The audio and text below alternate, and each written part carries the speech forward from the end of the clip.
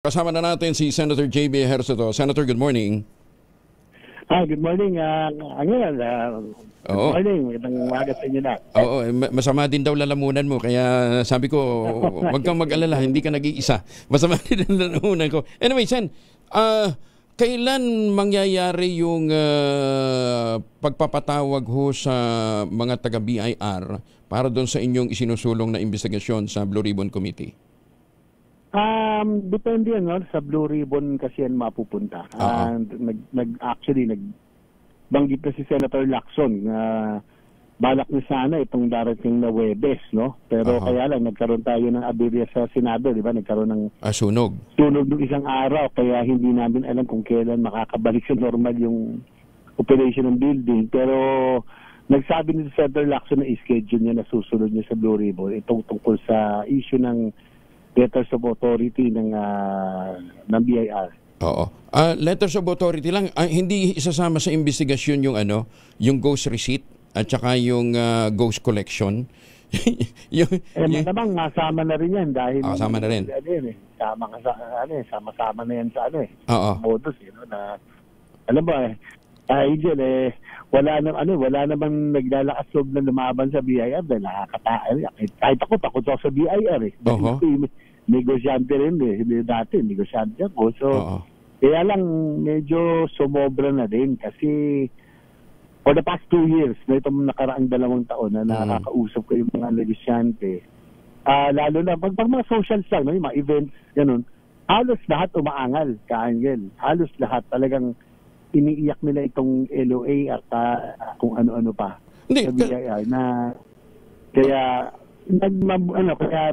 pinding up ko ito during the budget hearing nung Department of Finance ng Nakasalang. Pero Sen, di ba dapat ang LOA once a year lang pala yan? Ano nangyayari? Bakit pati yung mga lumang LOA yung nagagamit currently? Doon na nga ako nagtataka. Sabi ko, ano ba yung parameters, no? Ano yung polisiya? Kasi bakit yung mga cleared na, yung mga nakaraang taon, na kung saan cleared na yung negosyo, cleared na yung kanilang obligasyon sa BIR, biglang pwedeng balikan pala. No? So, hindi magandang consistent na polisiya. So, yun yung mga titignan po natin ngayon na hopefully kung matuloy itong Blue Ribbon Committee hearing. So, yung nakolekta na, yun, pumapasok sa gobyerno. Pagka binalikan pa, saan napupunta yung nakolekta doon? Yun lang nga po. Saka, ang malangkot dito ka, Angel, yung siguro narinig mo na rin yun. Sabi mo nga, 70% napupunta sa bulsa? Umaakit ng ganon. Hindi naman lahat. Depende. Iba-iba. Merong 50-50, merong 60-40. Pero ang nagugulat ako, marami ako narinig. Halimbawa, 1 milyon ng assessment, 300,000 lang ang resibo. Maliit nga yung maliit pa nga yung 1 million. Meron kami nabalitaan sa may bandang Mindanao 5 million yung assessment, 300,000 lang ang resibo. Grabe. Sabi nila hindi lang naman. Dapat talaga naka-goal pa, kaya pala hindi nakaka-goal pero naka-goal ang kanilang bulsa. Kaya hindi, sabi ko, medyo masakit man tanggapin kahit na sana mas malaki man lang yung pumasok sa gobyerno, mas tanggap ulit. Pero yung ganito, nakakagalit, nakaka-frustrate, no? So, medyo sobra naman. Pero nakakatakot lang kasi, di ba, inuimbestigahan ho ninyo ngayon yung anomalya sa flood control, Taon-taon, tumataas ang budget natin, nangungutang tayo, hindi tayo nakakakolekta ng episyente. Yun pala, bukod sa yumayaman ng mga mga anomalya sa flood control, may yumayaman din sa BIR dahil naman sa ghost collection, Ay, sus, saan tayo pupulutin ito? Yung natin, yung mga revenue generating, pagpasok pa lang, may kalpas. Yung mga yung mga pang-spending naman natin para sa growth, meron din gitara naman. So, talaga, kawawa ang bansa natin kahit So, kaya kailangan talagang sino ipapatawag ho ninyo ang nakatakdang ipatawag, Sen? Kaya hindi ko pa alam si Senator Lacson ng...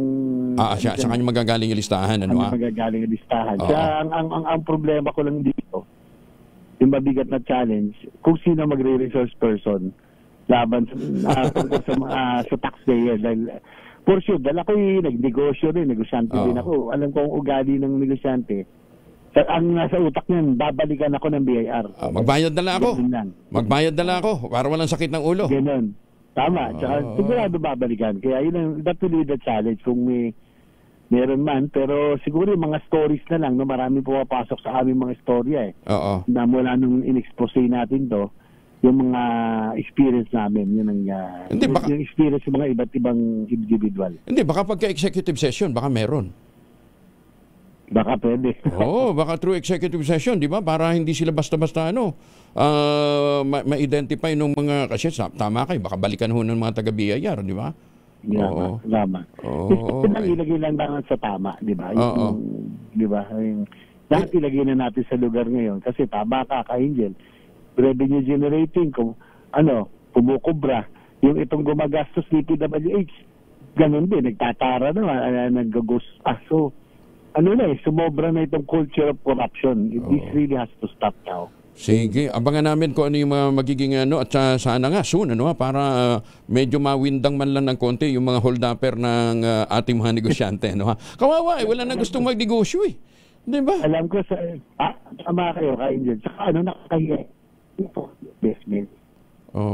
Naku, Hindi tawad. Hindi. Dapat nga tayo investor tapos kakanain ka. Kaya alam ko marami rin nakarating sa iyo yung mga ganitong balita, mga ganitong istorya. Alam ko na enjoy mas correct, maraming kumakana. Anyway, early on this year pa binabanggit na ho natin yan. At finally, maraming salamat ho sa Senado sa inyong ginawang pagtugon dito ho sa panawagan ho ng mga negosyante. In the meantime, pagaling kayo, Sen, bawal magkasakit. Salamat, Angel. Ayan, thank you. Si Senator JB Ejercito. Maganda